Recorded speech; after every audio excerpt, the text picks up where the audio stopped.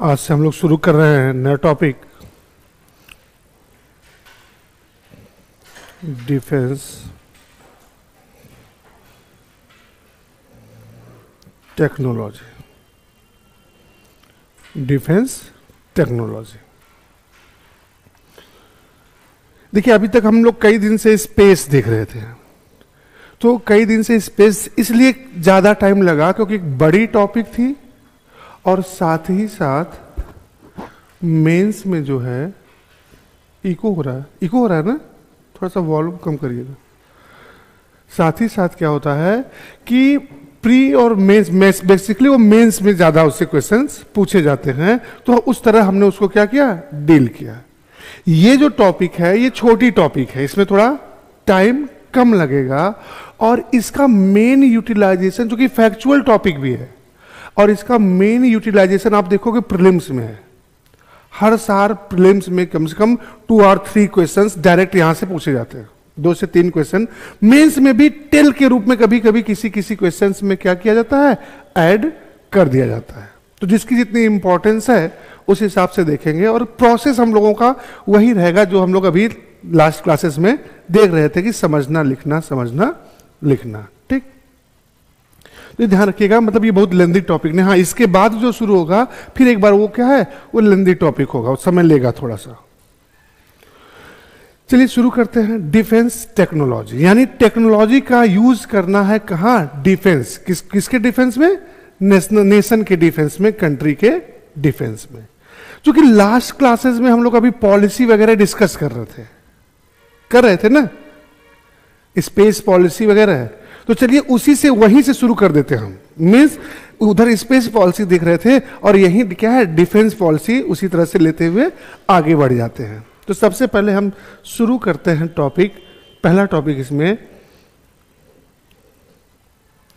Defence policy क्या है हमारी, कैसी है, हम इस पे डिस्कस करते हैं। फिर फैक्चुअल डेटा पे धीरे धीरे हम आएंगे क्योंकि इसमें फैक्ट्स ज्यादा हैं। तो पहले जो कॉन्सेप्चुअल बात है वो हम समझते हैं। याद करिए जब हम लोग स्पेस की फील्ड में थे तो हमने बताया था, जब स्पेस पॉलिसी डिस्कस कर रहे थे हम लोग, कि पॉलिसी मेकिंग का कुछ ऑब्जेक्टिव होता है ना, किस लिए हम बना रहे हैं, होता है ना। तो यहां भी इस भी पॉलिसी का जो डिफेंस के सेक्टर में जो हमने पॉलिसी मेक की है उसका भी कोई ऑब्जेक्टिव होगा। तो सबसे पहले हम देखते हैं कि क्या पॉलिसी क्या है, फिर उस पॉलिसी से हम करना क्या चाहते हैं, हमारा ऑब्जेक्टिव, एम, गोल क्या है, और फिर क्या और चीजें हम साथ साथ करेंगे। तो जो हमारी ये पॉलिसी है ये बेस्ड है, किस पे बेस्ड है, जो हम पुराने जमाने से बात करते हैं वसुधैव कुटुंबकम बेस्ड है। मीन्स ये बेस्ड किस पे है, वसुधैव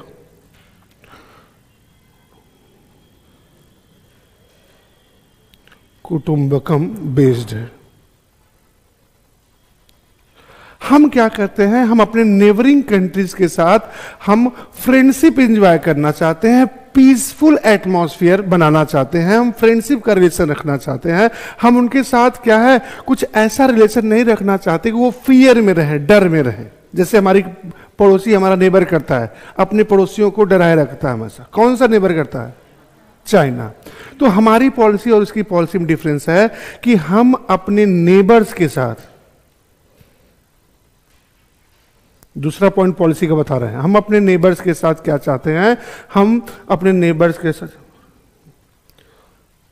फ्रेंडशिप एंजॉय करना चाहते हैं, यानी रिलेशन अच्छा रहे। और चाहते क्या हैं,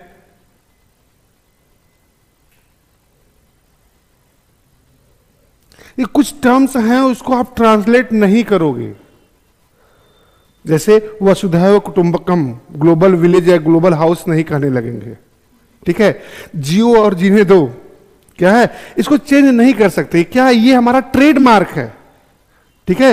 ये तो ध्यान रखिएगा, इसको हम चेंज नहीं करेंगे। तो जियो एंड जीनो दो, अब जियो एंड रिलायंस मत कर लीजिएगा, ठीक है। तो यानी हम शांति से पूर्वक जी रहे हैं और क्या है, हम चाहते हैं कि हमारे जो नेबर्स हैं वो भी पीसफुल्ली क्या है रहें, अपना ग्रोथ और डेवलपमेंट करें। ठीक है, तो ये हमारी पॉलिसी है। इसके साथ अगर इतना होने के बावजूद भी किसी ने हम पर अटैक किया, यानी हम क्या चाहते हैं, हम वसुधैव कुटुंबकम शांति की बात करते हैं, वसुधैव कुटुंबकम की बात करते हैं, जियो और जीने दो की बात करते हैं, फ्रेंडशिप रखना चाहते हैं। इसके बाद भी अगर आपने हमारे ऊपर अटैक किया तो जो हमारा रिटेलिएशन होगा, जो रिएक्शन होगा, वो इतना क्विक एंड इफेक्टिव होगा कि क्या है, आप उसको वियर नहीं कर सकते, नॉन वियरेबल होगा। यानी आप ये नहीं कह सकते चलो हो गई लड़ाई तो हो गई, आप कहोगे क्यों हुई, हमारा क्या हो गया, बहुत बड़ा लॉस हो गया। यानी हम लड़ाई स्टार्ट नहीं करेंगे, हम वॉर क्या है, हम पीस चाहते हैं लेकिन वॉर स्टार्ट नहीं करेंगे, लेकिन रिटेलिएट इतना क्विक एंड इफेक्टिव करेंगे कि जो आपका लॉस होगा वो अनबियरेबल होगा। ये हमारी पॉलिसी है। किसकी? डिफेंस की पॉलिसी है, आसान लैंग्वेज में। इस पॉलिसी का ऑब्जेक्टिव क्या, इतनी बातें हम क्यों बता रहे हैं दूसरों को? पॉलिसी मतलब हम बता रहे हैं ना अपने नेबर्स को, अदर नेशंस ऑफ वर्ल्ड, दूसरे कंट्री देश को बता रहे हैं। क्यों बता रहे हैं? क्योंकि हमारा कुछ ऑब्जेक्टिव है। यानी इस डिफेंस पॉलिसी का ऑब्जेक्टिव है। क्या ऑब्जेक्टिव है? पहला कि हम इंडियन सब कॉन्टिनेंट में, इंडियन सब कॉन्टिनेंट में क्या चाहते हैं? Peace and security. ध्यान रखिएगा, की वर्ड है subcontinent, not only in our country. Country की बात नहीं कर रहे हैं हम, subcontinent. What do you mean by subcontinent? पहले भी बता चुका हूं मैं, सब कॉन्टिनेंट छोड़ दीजिए। अच्छा, what do you mean bye continent?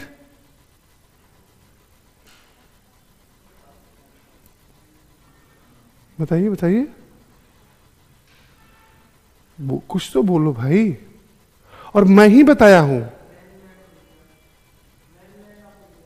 Mainland. ठीक, आप ये भी नहीं कह सकते जो पुराने हैं, जो आज पहली बार मुलाकात हो रही है इस सेशन में, उन लोगों को तो कई बार बता चुका हूं। बायो में भी मैंने बताया था, फिजिक्स में भी बताया था, स्पेस बताए थे, तब भी बताए थे। क्या होता है सब कॉन्टिनेंट? मींस क्या होता है भाई? सब कॉन्टिनेंट भी छोड़िए, कॉन्टिनेंट तो पढ़ा होगा ना, सुना होगा ना। कितने कॉन्टिनेंट हैं? क्या है? फिजिकल में जाइए, पॉलिटिकल में मत जाइए। बिग पार्ट ऑफ क्या? लैंड। यही तो है। धरती क्या है? आपकी अर्थ 7 बड़े पार्ट्स में क्या है? बिग पार्ट में टूटी। हर पार्ट को आप क्या कहते हो? और जब बायो आप पढ़ रहे थे तो मैंने पूरा पैंजिया पैंथालासा से समझाया था। क्या है? बिग बैंग थियरी से समझाया था उठा के पूरा। दोबारा नहीं कर रहा हूं, इसलिए नहीं कर रहा हूं कि जो बायो नहीं पढ़े हैं फिर पढ़ेंगे तो फिर वहां तो बताते ही हैं। ज्योग्राफी में भी आप पढ़े होंगे कि कॉन्टिनेंट मींस क्या? बिगर पार्ट ऑफ लैंड। एक धरती क्या है? 7 बड़े बड़े टुकड़े में टूट गई, हर एक टुकड़े को आप कहते हो क्या? कॉन्टिनेंट। कंट्रीज ये तो मैन मेड है ना, हम आप क्या है बाउंड्री बना रहे हैं, रोज इधर उधर कर रहे हैं। ठीक, तो क्या है, हम फिजिकल की बात कर रहे थे। अब कॉन्टिनेंट समझ गए। सब कॉन्टिनेंट मींस होता है उससे, उसी का क्या? छोटा रूप, थोड़ा सा छोटा पार्ट। कॉन्टिनेंट मतलब बड़ा part of, big part of land. सब कॉन्टिनेंट मींस उससे छोटा। अब आते हैं काम की बात जो यहां है, इंडियन सब कॉन्टिनेंट। इंडियन सब continent means India and it's neighbouring countries. Bharat और उसके पड़ोसी देश जो कभी आपकी कंट्री का हिस्सा थे। India, Pakistan, Afghanistan, Nepal, Bhutan, Bangladesh, Sri Lanka, Cambodia, Myanmar, ये सब पहले इंडिया तो थे। अभी भी हिस्ट्री पढ़े हो ना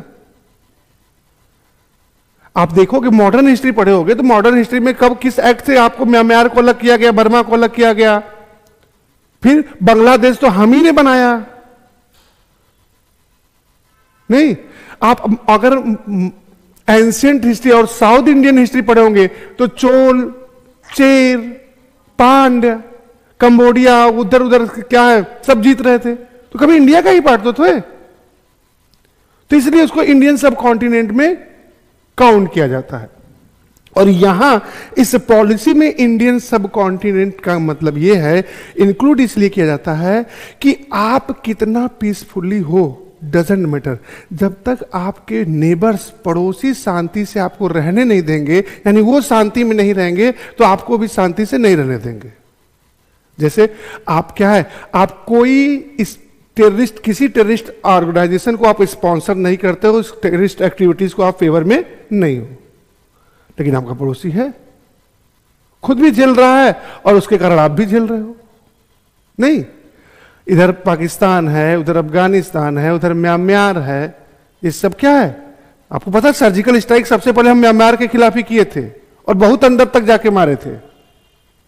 ठीक, तो जब तक क्या है आपके अड़ोस पड़ोस में, नेबरहुड में जो है पीस क्रिएट नहीं होगी, तब तक क्या है आप पीसफुली नहीं रह सकते, क्योंकि क्या है उनका इंपैक्ट आप पे पड़ना तय है। वहां कुछ होगा, वहां से रिफ्यूजी आ सकते हैं, नहीं वहां से टेररिस्ट ग्रुप्स आ सकते हैं। तो इसीलिए हम क्या, हमारा पर्पस इंडिया नहीं, हमने इंडिया नहीं लिखा अपनी पॉलिसी का ऑब्जेक्टिव, हमने लिखा कि हम क्या करेंगे, पूरे इंडियन सब कॉन्टिनेंट में पीस और सिक्योरिटी का एटमॉस्फेयर क्रिएट करेंगे, माहौल बनाएंगे कि पूरे इस कॉन्टिनेंट में जो भी रहे अपने आप को सुरक्षित महसूस करे। ये नहीं कि हम सड़क पे जा रहे हैं और कहां बूम हुआ और पता ही ना चले।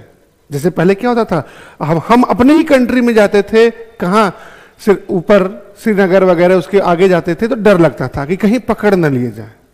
घूमने जा रहे हो अपनी कंट्री में और डर के आदमी रहता था कि नाम बताए और स्पेसिफिक टाइप का नाम नहीं हुआ तो पकड़ने के बाद लूटेंगे तो है ही, और कुछ ऐसा Pandey Singh and something more दिखा तो गए काम से। डर के मारे हम अपनी कंट्री में ही नहीं जाते थे। तो क्या है वो पीसफुल क्या है एटमॉस्फेयर नहीं है। ठीक है, आज भी हमें अपनी कंट्री में जाने के लिए देख तो एज ए वीजा टाइप लेना पड़ता है।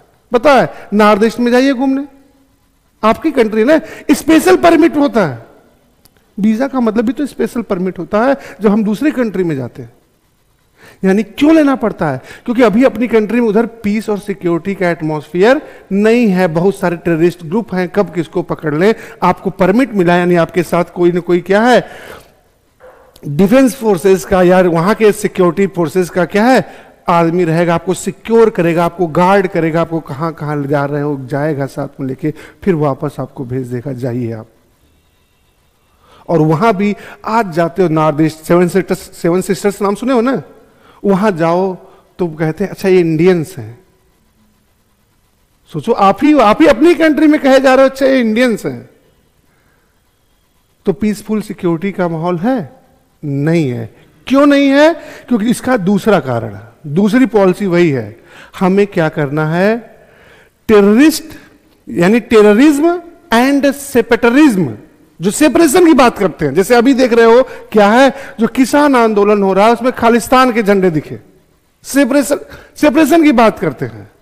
तो ऐसे अगर लोगों का जब क्या होगा इन्फ्लुएंस बढ़ेगा तो आप सिक्योर नहीं फील करोगे। तो इन लोगों पे क्या है, गवर्नमेंट की पॉलिसी एकदम क्लियर है, आज से नहीं बहुत पहले से क्लियर है। क्या, जीरो टॉलरेंस की पॉलिसी हमारी है कि हम क्या करेंगे, हम 0% टॉलरेंस दिखाएंगे, तुरंत क्विक एक्शन लेंगे अगर आप कोई क्या है टेररिज्म या सेपरेटिज्म के किसी भी एक्शन में पार्टिसिपेट करता है तो। इसलिए देखो एक्शन आपको दिख रहा होगा, करंट अफेयर्स न्यूज वगैरह पढ़ रहे होंगे तो एक एक आदमी को खोजा जा रहा है जो खालिस्तान का झंडा दिखाया था। ड्रोन, सीसीटीवी कैमरे बहुत सारे थे, तो एक एक आदमी को खोजा जा रहा है और उस पर क्या किया जा रहा है, एक्शन लिया जा रहा है। ठीक, तीसरा कि कोई अगर हमें WMDs से हमारे ऊपर क्या करे, अटैक करे। WMDs मतलब होता है वेपन ऑफ मास डिस्ट्रक्शन। तो उसको कैसे न्यूट्रलाइज करेंगे, उसके लिए क्विक एक्शन क्या होगा हमारा, वो हमारा जो वॉर मैकेनिज्म है वो हमेशा क्या है, अलर्ट मोड पे रहेगा, एक्टिव मोड पे रहेगा। यानी within a short notice we are going to indulge in war. यानी बहुत छोटे से नोटिस पे भी हम क्या हो सकते हैं, वॉर में इंडल्ज हो सकते हैं। हम अपने वॉर मैकेनिज्म को इतना क्या रखेंगे, अलर्ट मोड पे रखेंगे। क्यों रखेंगे, क्योंकि बता रहे, कल से बता रहे हैं कि पड़ोसी माशाअल्लाह है हमारे, ठीक है। कब किधर से क्या हो हम प्रेडिक्ट नहीं कर सकते, तो हम अपने वॉर मैकेनिज्म को क्या है, हाई अलर्ट पे रखेंगे। इन सब को करने के लिए हमें एक एजेंसी चाहिए जो क्या करे, वॉर मशीनरी डेवलप करे, एक वीपन्स डेवलप करे, बाकी कोऑर्डिनेशन करे।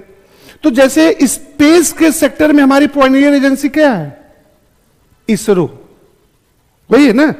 वैसे ही डिफेंस के सेक्टर में हमारी पायनियर एजेंसी क्या है, DRDO, defence research and development organisation, जो कि under the ministry of defence ये वर्किंग है, काम करती है, सीधे सीधे डिफेंस मिनिस्ट्री के अंतर्गत ये आती है, ठीक है। तो ये हमारी पॉलिसी है और ये हमारा क्या है, उसके ऑब्जेक्टिव्स हैं। थोड़ा आप लेखनी को अपने उठाइए और शुरू करिए लिखना। तो कुछ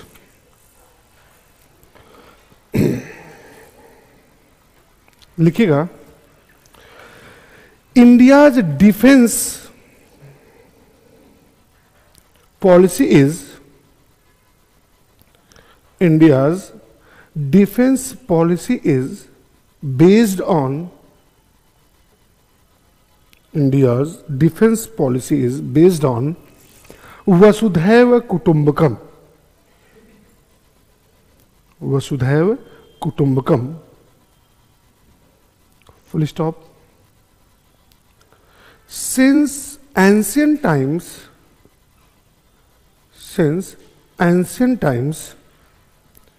the Indian defense policy, since ancient times, Indian defense policy has followed the policy of,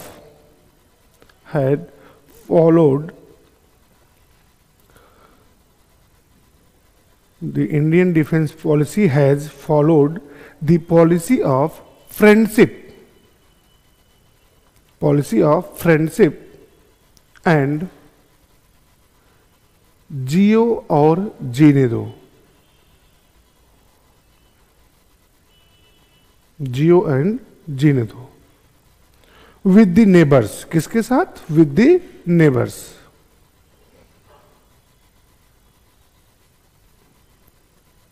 full stop. Despite this kind of policy, despite this kind of policy,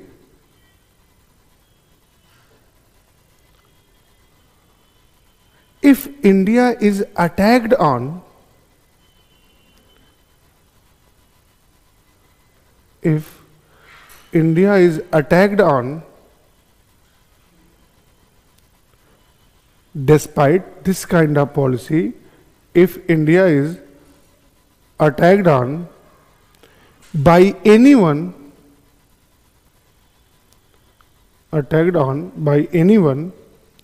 comma, there is the provision of, there, कहाँ से छूटा, जाइए अब जाइए, there is a provision of quick action, there is a provision of quick action, full stop, paragraph change लिखिएगा। In this context, the responsibility of preparing the necessary defense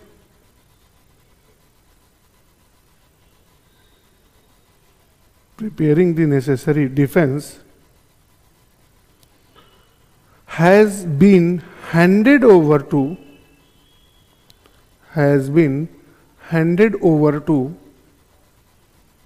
DRDO,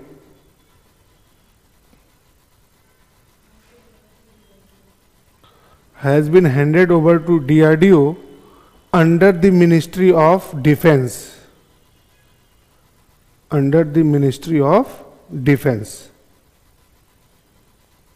paragraph change. अब DRDO कब बना था, एक दो line में लिख लेते हैं, उसको भी पैराग्राफ चेंज करके लिखिएगा। DRDO was established in 1958, DRDO was established in 1958, of which headquarter is in Delhi, of which headquarter is in Delhi, full stop. Many defense technologies are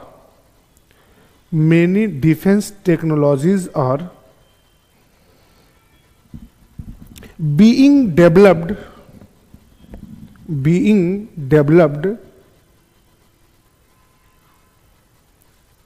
फिर से सुन लो, छूट रहा तो मेनी डिफेंस, अगर छूटे तो अगल बगल 13 इंसान में देखने से बढ़िया है धीरे से आप वहीं से हैंड रेज करिए, मैं समझ जाऊंगा कि छूट रहा है।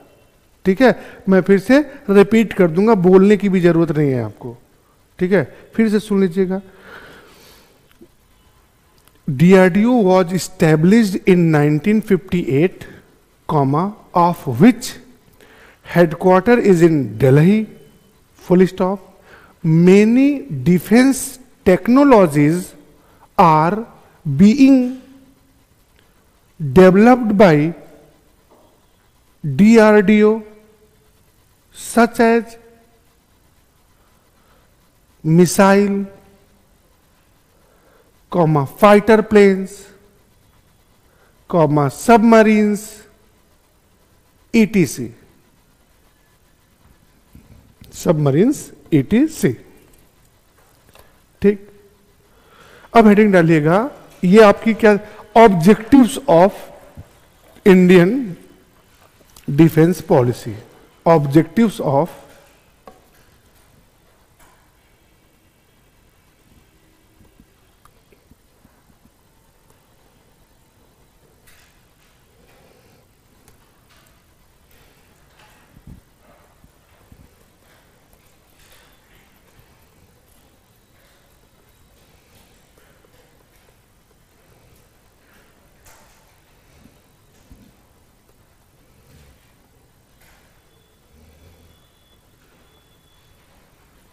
क्या अभी मैंने बताया तो उसी को क्या करना है आपको, लिखवा रहे हैं, लिखिएगा।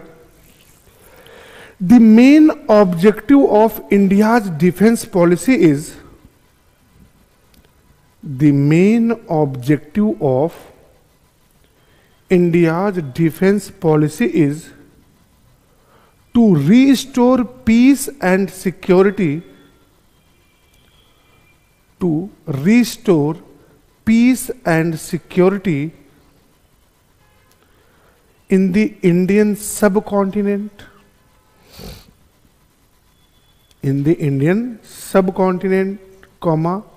which could be for a long time,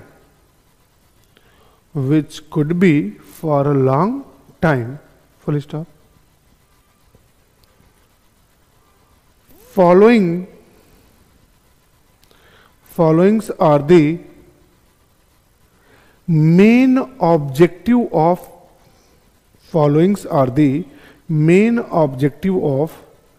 Indian defense policy. Followings are the main objective of Indian defense policy. Point wise अब क्या करिएगा, लिखिएगा वही सब बातें जो अभी हम लोग डिस्कस कर रहे थे, लिखिएगा। Protection of border lines of India, protection of border lines of India under statutory and constitutional,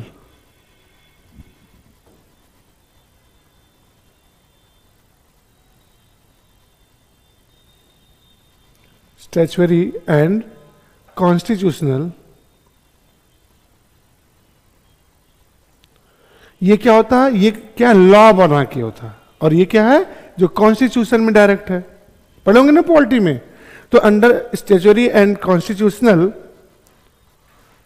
provision, statutory and constitutional provision, full stop. यानी हम जो है अपने बॉर्डर लाइन की सिक्योरिटी संविधान में लिखित जो है उस तरीके से भी करेंगे, अगर वो इनसफिशिएंट हुआ तो हम क्या है दूसरे तरीकों से भी करेंगे जो संविधान में नहीं लिखा है, और वो तरीके हम कैसे कर लेंगे, हम संसद में उस पर क्या करेंगे, लॉ बना लेंगे। जैसे आपको पता है कि आपके क्या है, कॉन्स्टिट्यूशन में कहीं नहीं लिखा है कि आप क्या करो, अपने बॉर्डर्स को जो मॉनिटर करते हैं वो क्या करें, हम स्पेस बेस्ड करें। कॉन्स्टिट्यूशन में तो बॉर्डर मॉनिटरिंग करेंगे with the help of armed forces. जब हम आर्म्ड फोर्सेस के बेस्ड पे हम अपने बॉर्डर की सिक्योरिटी नहीं कर पा रहे हैं, क्यों? क्योंकि हमारे बॉर्डर बहुत पोरस हैं। आपको बताया था कि after the Kargil war Subrahmanyam committee जो फॉर्म हुई थी उसने क्या किया था, यही अपना सजेशन दिया था कि इतने पोरस हैं, इतने डाइवर्सिफाइड आपके बॉर्डर्स हैं, कहीं क्या हो रहा है, सर्दियों में -40-45 डिग्री टेम्परेचर जाता है, तो कहीं गर्मी में 40-45 डिग्री टेम्परेचर चला जाता है, कहीं क्या है, वेट लैंड है, मड है, दलदली एरिया है, स्वैम्पी लैंड है, कहीं मैंग्रूव्स हैं, कहीं क्या है, हिल स्टेशन है, कहीं रिफ्ट वैलीज हैं। इतनी डाइवर्सिफाइड हमारी बाउंड्रीज है कि वहां फिजिकल मॉनिटरिंग या फिजिकल क्या है, गैदरिंग से हम क्या है उसको मॉनिटर नहीं कर सकते। हम आर्म फोर्सेस को हर जगह डिप्लॉय नहीं कर सकते।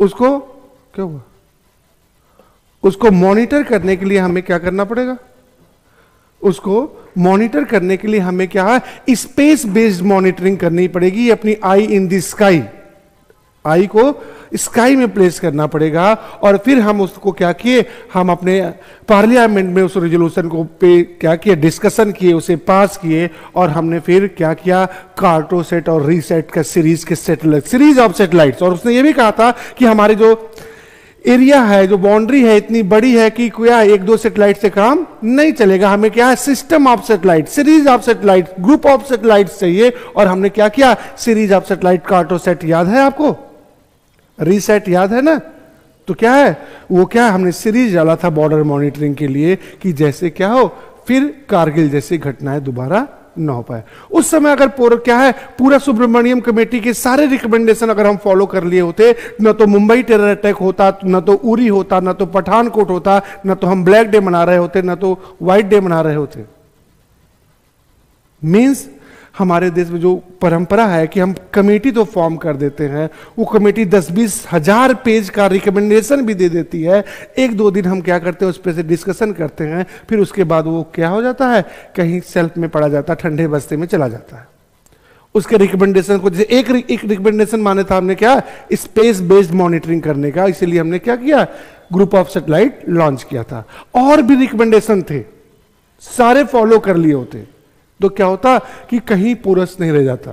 जैसे उसने कहा था कि group of active remote sensing satellite डालिए, जो क्या करे, 24 आवर मॉनिटरिंग करें।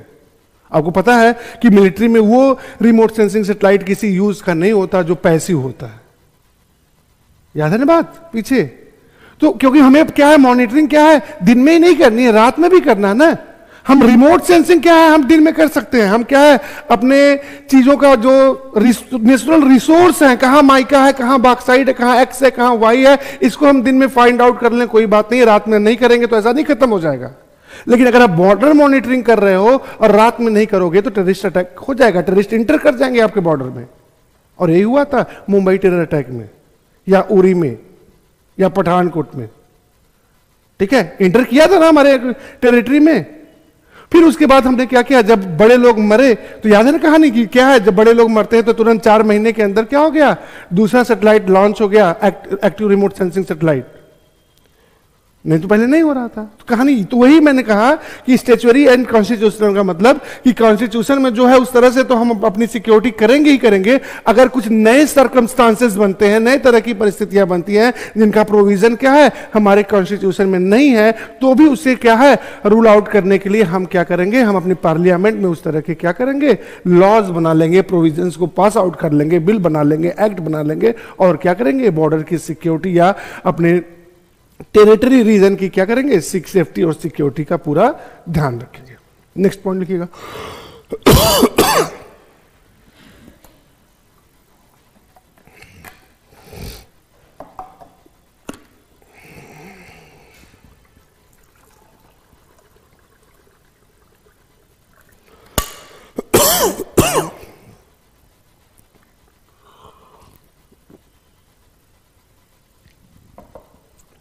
दूसरा पॉइंट है protecting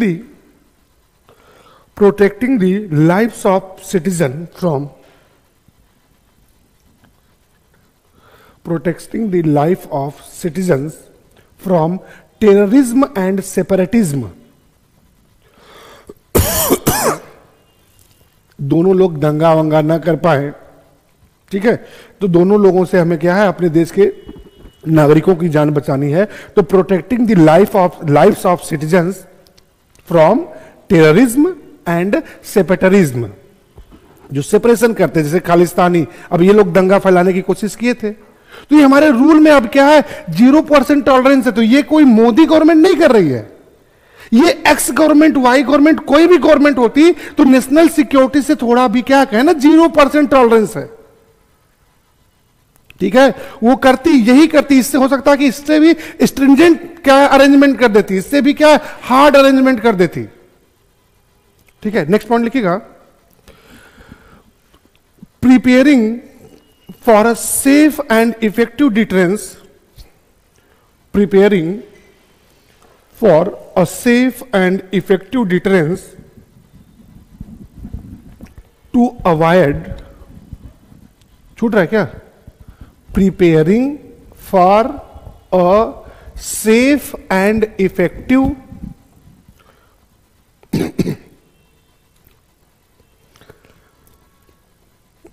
deterrence, DETERRENCE, deterrence, to avoid, AVIOD, avoid, DTHE, threat, avoid the threat and use of extensive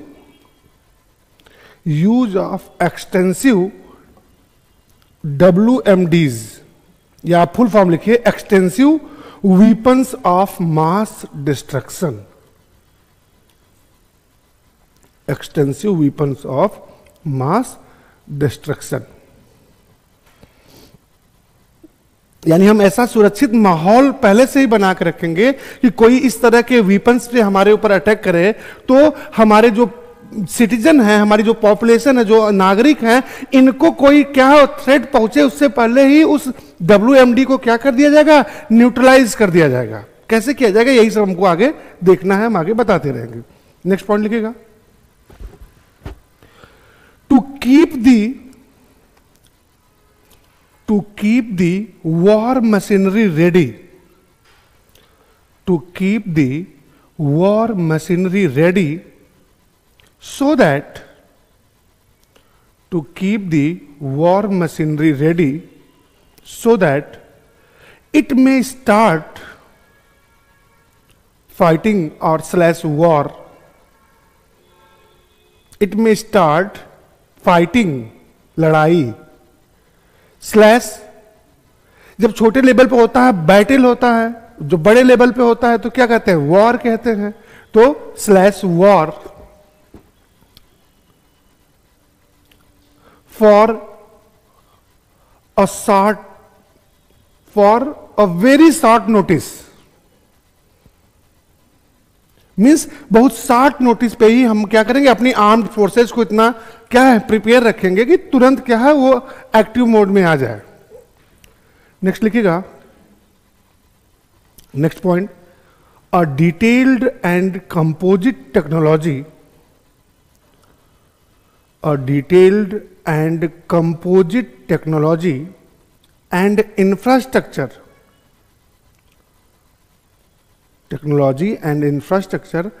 that can help to combat, combat a long term, to combat, फिर से पूरा सुन लीजिए, a detailed and composite technology and infrastructure that can help to combat a long term terrorism, war and win. यानी long term terrorism हो, long term war हो, तो भी हम क्या कर सके, उसको लड़ सके और विन कर सके, इसके लिए हमें प्रिपेयर रहना है। एंड विन, वॉर करना ही नहीं है, एंड विन, जीतना भी है। ठीक है, ये हमारी पॉलिसी है और इस पॉलिसी का क्या है, ये ऑब्जेक्टिव है। अब बात करते हैं हम मिसाइल्स पे, क्योंकि फैक्चुअल डेटा इसमें ज्यादा है। फिर हम क्या करेंगे, बीच बीच में कॉन्सेप्चुअल, जैसे डिफरेंट जो डिफेंस रिलेटेड ट्रीटीज हुई हैं, आप नाम सुने होंगे, MTCR, Australia group, Wassenaar group, NPT, नाम सुने ना। तो थोड़ा ये करते रहेंगे, फिर बीच बीच में क्या करेंगे, जो कॉन्सेप्चुअल बातें हैं वो भी करते रहेंगे, वो भी लिखते रहेंगे, क्योंकि फैक्चुअल से ही एग्जाम में डायरेक्ट उठा के पूछता है, तो ये भी क्या है, जरूरी है साथ साथ। चलिए इसको भी समझते रहेंगे, लिखते रहेंगे।